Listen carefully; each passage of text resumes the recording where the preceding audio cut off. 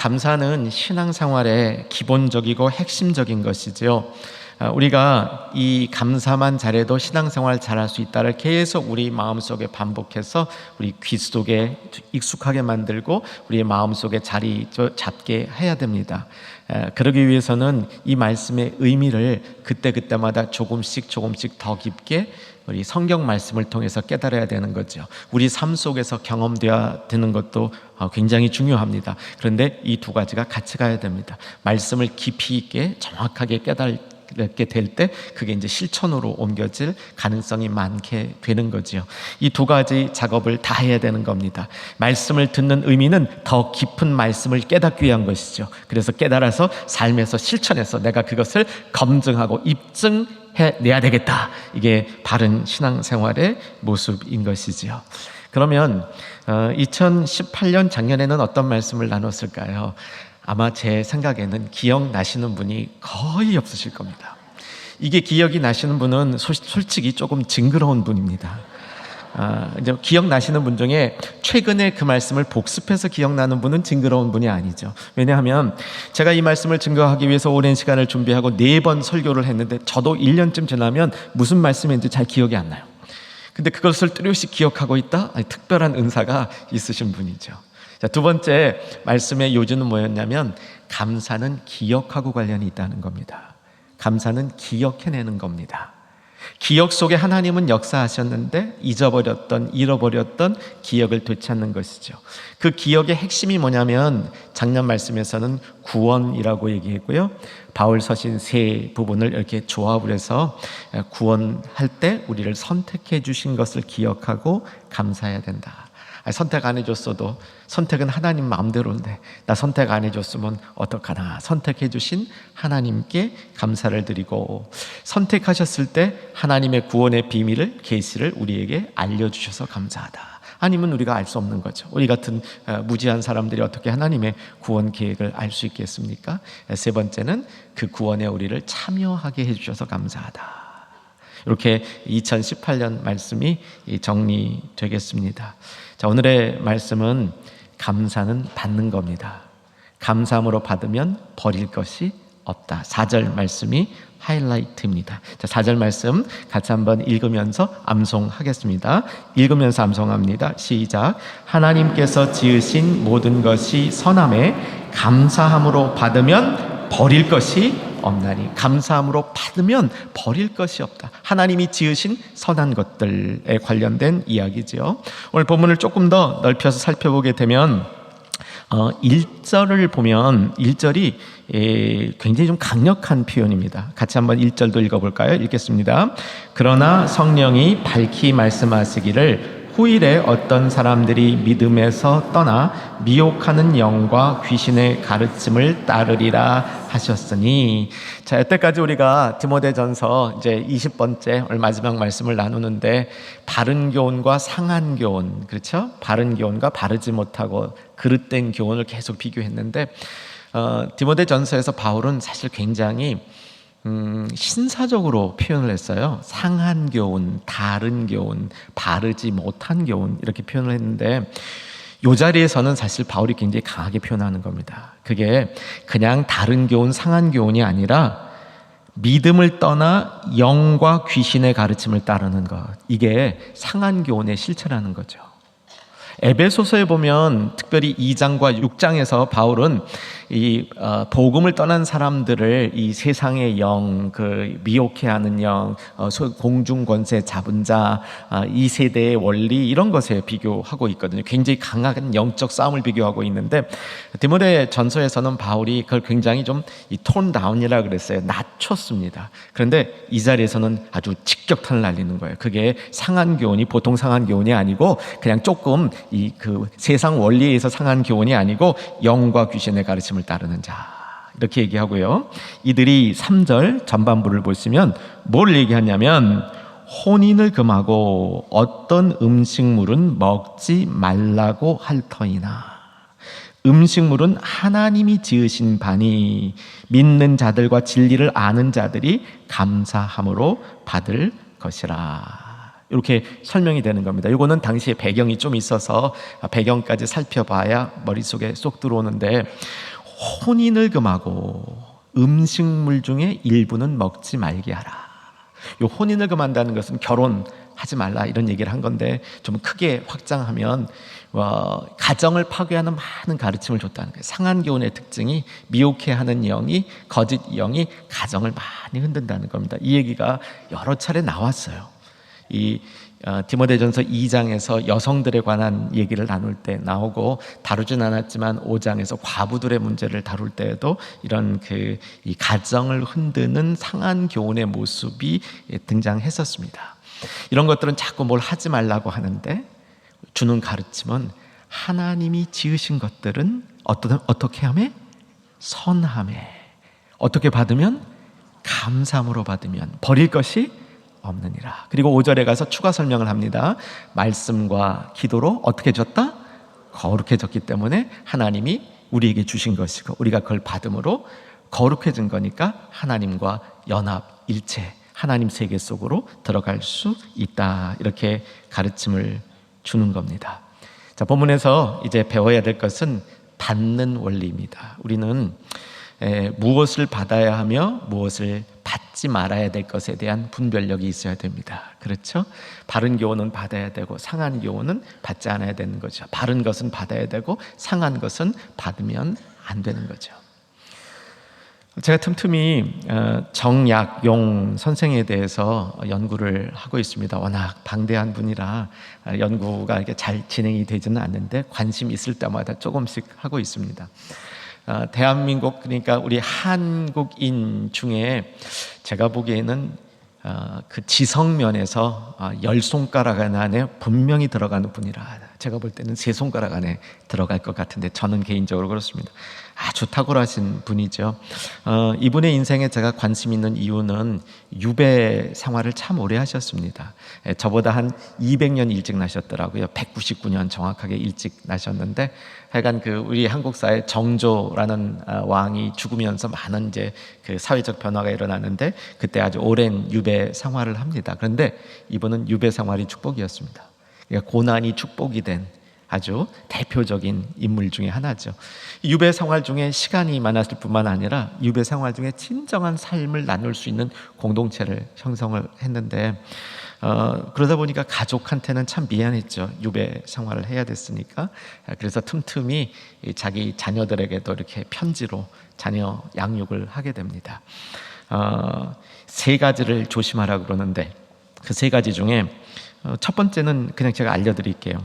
재화를 비밀리에 숨겨두는 방법으로 남에게 베풀어주는 것보다 더 좋은 것이 없다. 이건 굉장히 성경적인 것 같아요. 그렇잖아요? 재화를 비밀리에 숨겨두는 방법은 다른 사람에게 나눠주고 베푸는 거, 이거밖에 없다 얘기를 하고요. 이 2글자를 굉장히 그 마음속에 담으라고 그러는데, 하나는 근, 다음은 검, 근검. 그렇죠? 근면한 것과 검소한 것, 겸손한 것, 이걸 얘기하는데, 이제 제가 말씀드린 건 3번째예요. 3번째는 뭐냐면, 만일 포목 몇 자, 동전 몇 잎 때문에 잠깐이라도 양심을 저버리면 그 즉시 호연지기가 없어지는 것이다. 조심해라는 거예요. 그 불의한 그 포목 몇 점, 동전 몇 잎 받지 말라는 겁니다. 이거는 이 받아들이는 원리 가운데 무엇을 위배가 된다는 겁니다. 그런데 그거를 받는 순간 뭐가 없어진다 그러냐면 호연지기. 좀 정치가 나세요? 우리 젊은 세대도 다 알겠죠? 호연지기. 이 호연지기라는 것은 저도 전에 이제 우리나라에서 쭉 그 기초 교육을 받을 때 참 마음에 들었던 겁니다. 근데 이거는 신앙이 없는 사람에게는 굉장히 큰 덕이에요. 굉장히 큰 덕인데, 우리 성경을 배경으로 놓고 봐도 성경의 하나님을 우리가 아는 그 유익, 이걸 얘기할 때 세상에서 유익하다는 것을 잘못됐다고 얘기하잖아요. 그것 유익한데 하나님을 알므로 그 유익한 게 완성되어진다, 이렇게 얘기하는 겁니다. 그죠? 우리가 디모데전서를 배우면서 정말 멋진 사람의 모습으로 우리 담은 거 있죠? 신중함, 그죠? 단정함, 지난주에 복습했습니다. 경건함. 저는 이런 것들이 우리 한국민들에게 있어서는 호연직이라고 알려져 있는 것, 이것이 그냥 세상 안에서 이루어질 수 있는 한계가 분명한데, 성경을 통해서, 정말 바른 교훈을 통해서, 복음을 통해서 그의 완성적인 모습으로 발전하는데, 그게 신중함, 단정함, 경건함, 의로움, 우리 바른 교훈의 핵심들이다, 이렇게 믿는 거죠.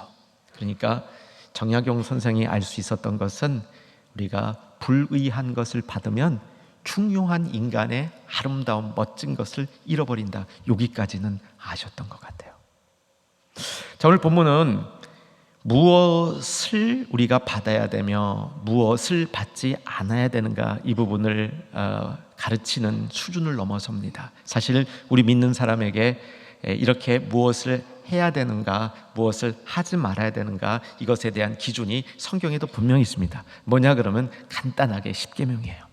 십계명을 우리가 행하면 바른 일을 하는 거고, 십계명을 행하지 않으면 그 바른 일을 안 하는 겁니다. 그런데 오늘 본문은 뭘 가르쳐주고 있냐면, 무엇을 문제가 아니라 어떻게의 문제를 가르치고 있습니다. 어떻게의 문제. 그러니까 무엇을 받느냐도 중요하지만 어떻게 받느냐, 이것도 잊어버려서는 안 된다는 가르침이죠. 우리 신앙 처음에는, 초기에는 무엇을 해야 되는가, 무엇을 하지 말아야 되는가, 여기에 관심을 가져야 됩니다. 그런데 우리가 신앙이 점점 발전할수록 신앙의 중심은 하나님과의 관계라는 사실을 알게 됩니다. 믿으시죠? 하나님과의 관계가 중요하다면 어쩌면 무엇을 못지않게 어떻게가 중요하다는 사실을 알게 되는 거죠. 어떻게 그 관계를 바르게 가져갈 것인가, 이 관계면에서 중요한 부분은 어떻게라는 것이죠. 오늘 본문이 감사함으로 받으면 버릴 것이 없다. 무엇을 받든지 간에, 물론 나쁜 것을 얘기하지 않습니다. 세상에 죄된 것도 감사함으로 받으면 다 된다, 그 뜻이 아니죠. 내가 유혹을 받으면서 감사함으로 받으면 유혹도 된다, 이 뜻 아닙니다. 왜냐하면 하나님이 지으신 것들 안에서요, 하나님이 지으신 선한 것들 안에서 그것도 감사함으로 받을 때만 유익이 있다, 이거죠.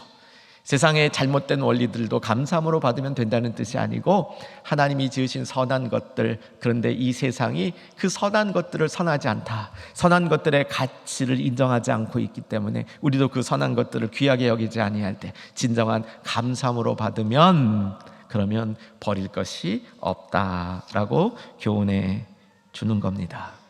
그래서 오늘 이제 4절의 말씀 이제 암송하셨죠? 이제 4절의 말씀 한번 같이 암송했지만 뭐 성경을 보시고 할 분은 보시기 하시기 바랍니다. 한번 다시 합니다. 시작.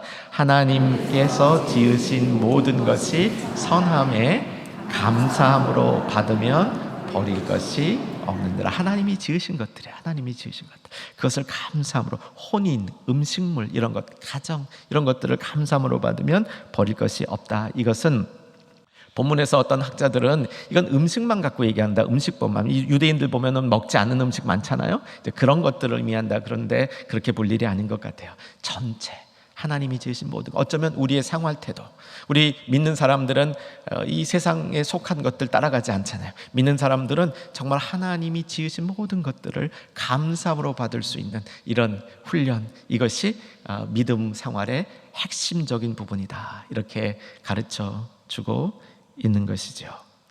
자, 믿음, 그 하나님이 지으신 것을 감사함으로 받는다. 이건 이제 어떻게 방법인데, 무엇과 무엇으로 감사함으로 받을 수 있는지 5절에 추가 설명이 나오고 있습니다. 어떻게, 왜 감사함으로 받으면 되냐면, 하나님의 말씀과 기도로 거룩하게 되기 때문에. 그러니까 이런 얘기죠. 우리가 감사함으로 받으면 그 감사함은 말씀과 기도가 내 안에서 작동하도록 해준다는 거예요. 이해되셨습니까? 감사함으로 받으면 말씀과 기도가 내 안에서 작동, 그러니까 세상 사람들이 생각하는 감사와 다른 거예요. 세상에도 감사 있습니다. 감사 잘하는 사람들이 있어요. 세상에서 감사 잘하는 사람 보면요, 굉장히 겸손합니다. 그리고 그 삶이요, 잘 정돈되어 있는 편이에요. 감사 잘하는 사람 보면 나름 멋있어요. 그런데 세상에서 감사 아무리 잘해도 그 사람 속에 말씀과 기도가 작동하지는 않습니다. 이 감사함의 원리는 믿는 사람들에게, 예수를 정말 내 중심에 받아들인 사람들에게 작동하는 것이죠. 제가 오늘 주간 충현을 열심히 훑어보았습니다.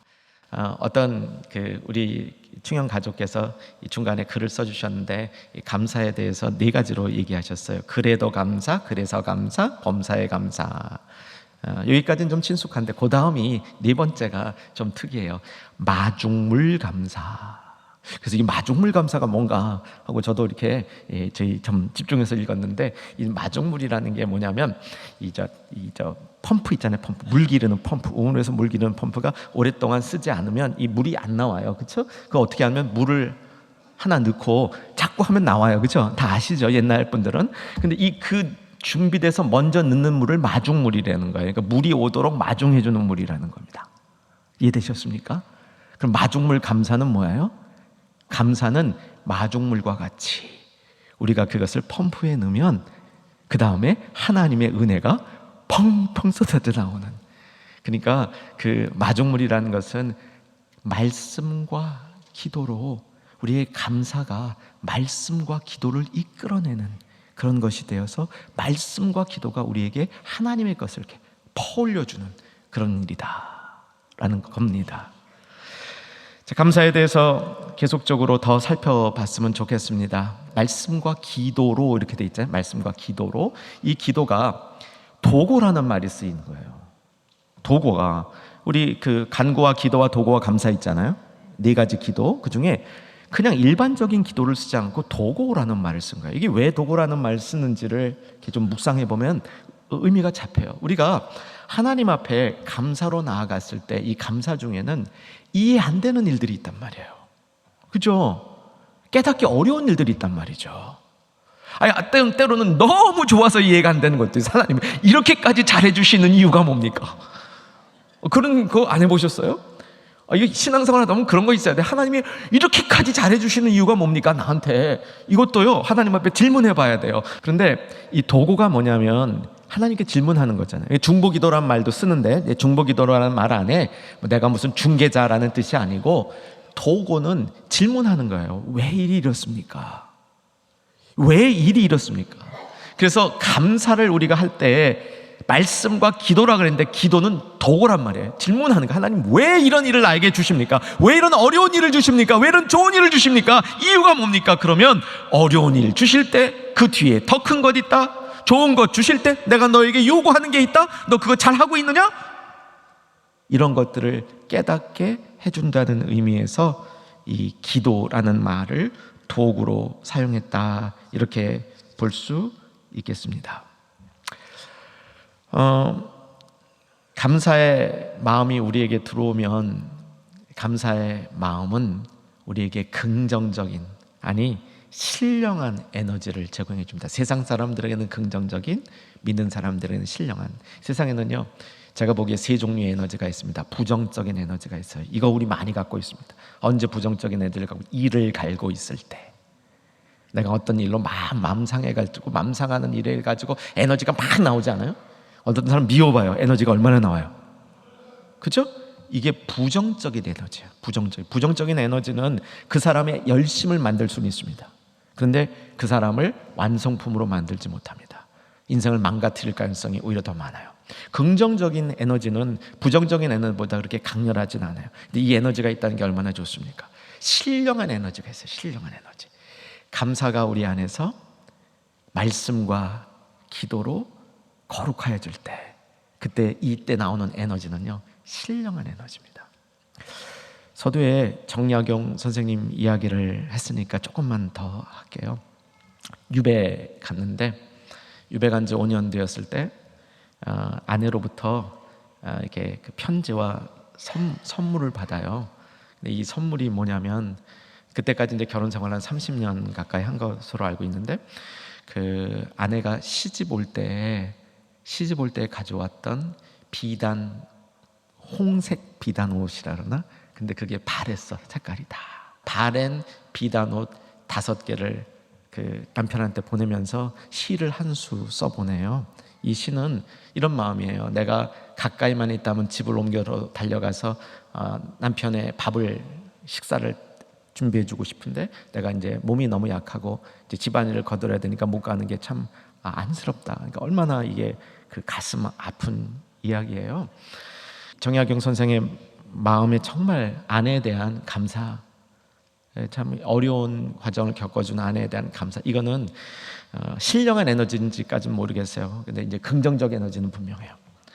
근데 그 다음에 감사의 마음을 어떻게 보답하냐면 그 아내가 보낸 치마를 잘라가지고 거기다가 글을 써요. 무슨 글을 쓰냐면 아이들에게 가르치는 이런 것 지키고 살아라 라는 글을 쓰고 또 그림 하나 쫙 그려가지고요. 그 이제 그림을 딱 그린 걸 보내요. 이게 이제 대단하잖아요. 그죠? 이 감사의 마음이 우리에게 들어오면 우리에게 속에 있는 중요한 인성들을 이끌어내는 거죠. 이게 보통 감사의 마음이에요. 근데 성경적인 감사는 이게 신령한 에너지인 것이 이것이 주님을 향한 에너지로 정말 구원을 향한 에너지로 복음을 향한 에너지로 이렇게 바뀌어야 되는 겁니다. 오늘 사랑하는 충현의 가족들이 감사함으로 받으면 버릴 것이 없다 이것을 세상 수준의 감사로 받지 않을 수 있었으면 좋겠습니다. 우리가 감사하면 마음이 좋아져요. 마음이 편해져요. 그래 좀 이렇게 넉넉해져요. 그 수준으로 감사를 끝낼 게 아니라 이 감사라는 것은 무엇이냐면 감사는 하나님 세계로 받아들여진 사람에게만 진짜 감사가 필요한 겁니다. 그리고 하나님의 세계로 받아들여졌다는 그것에 대한 감사가 마중물과 같이 역사하는 겁니다.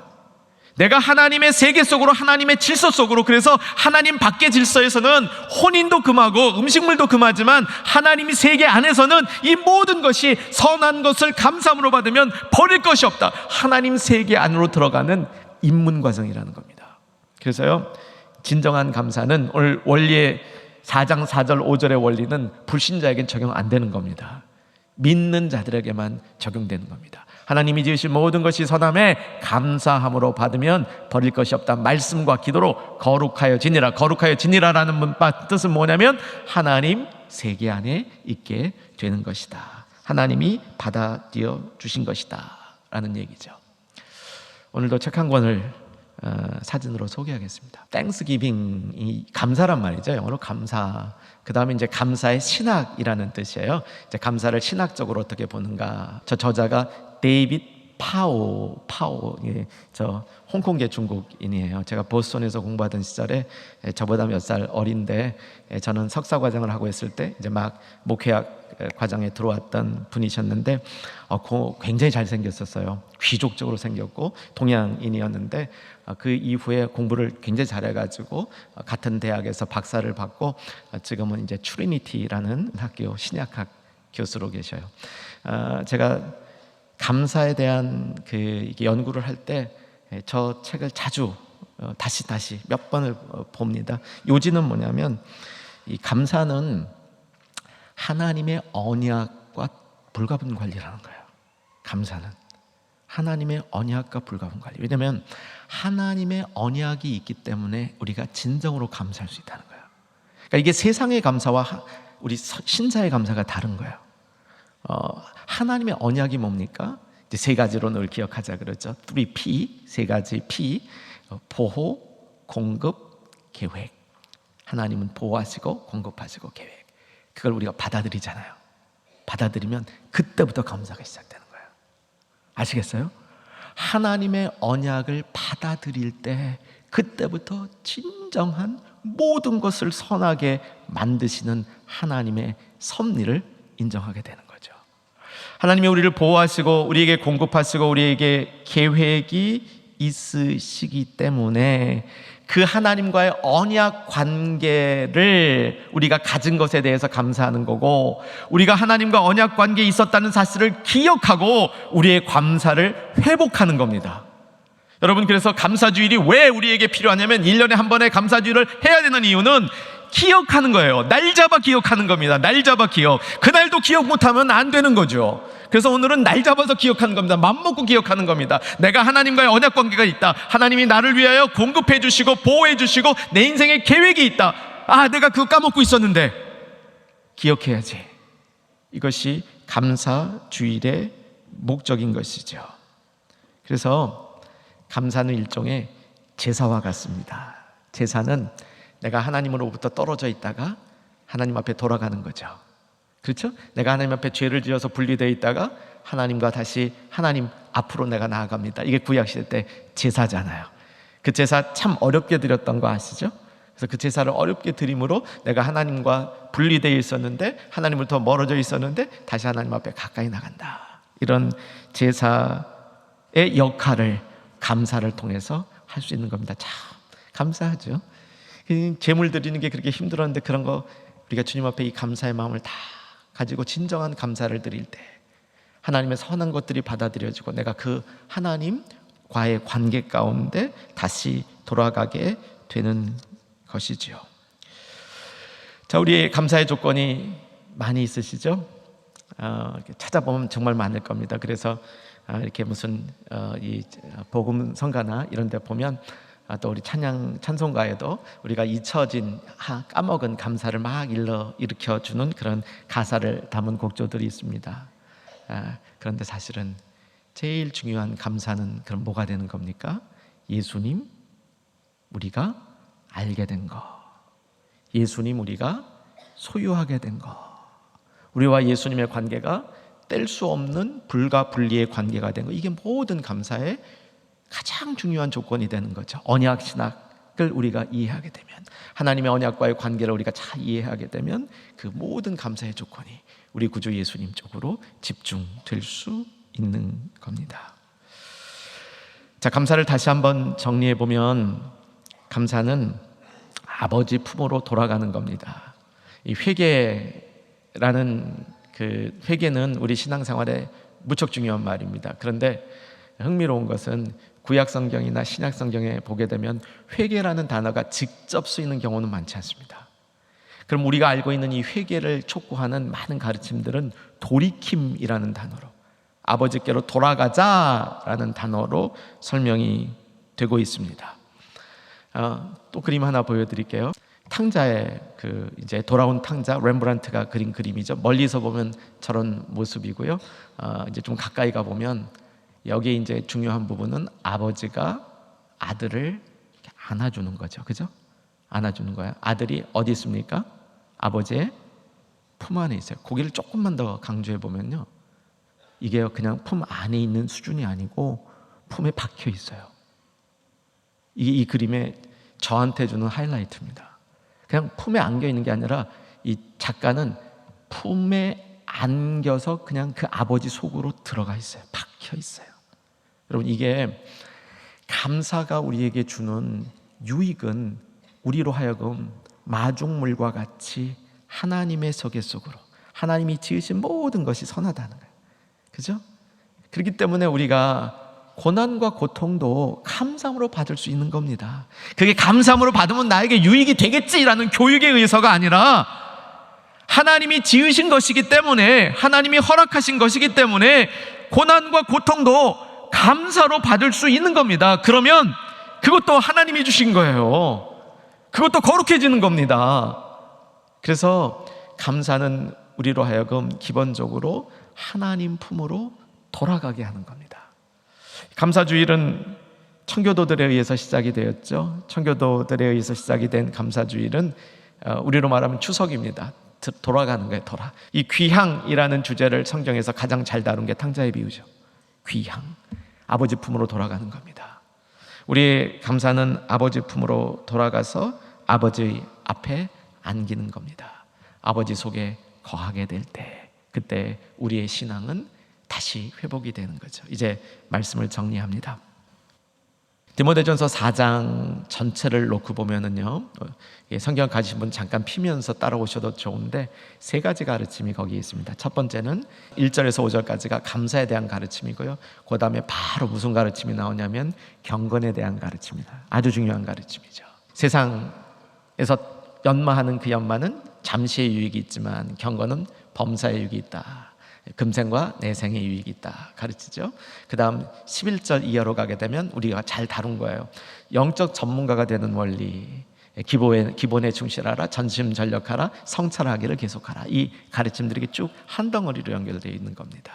이 모든 성화 과정에, 예수님 닮아가는 과정의 시작이 감사예요. 우리가 감사할 때 경건한 삶이 시작이 되고, 경건한 삶을 우리가 살아갈 때 내 하나 내적으로 내가 경건하게 살아가는 게 아니라 이 세상에서도 정말 전문적으로 살아가기 위해서 전심전력하고 기초에 충실하고 성찰하기를 계속하는 이런 이 땅에서 열심히 살아가는 성도의 모습으로 우리가 세워진다는 겁니다. 그 시작점이 감사라는 거예요. 사랑하는 여러분, 감사 기억하시고 잃어버렸던, 잊혀졌던 감사 되찾고 다시 한번 주 안에서 모든 선한 것을 내 안에 받아들일 수 있는 복된 충년의 가족 되기를 주의 이름으로 축원합니다.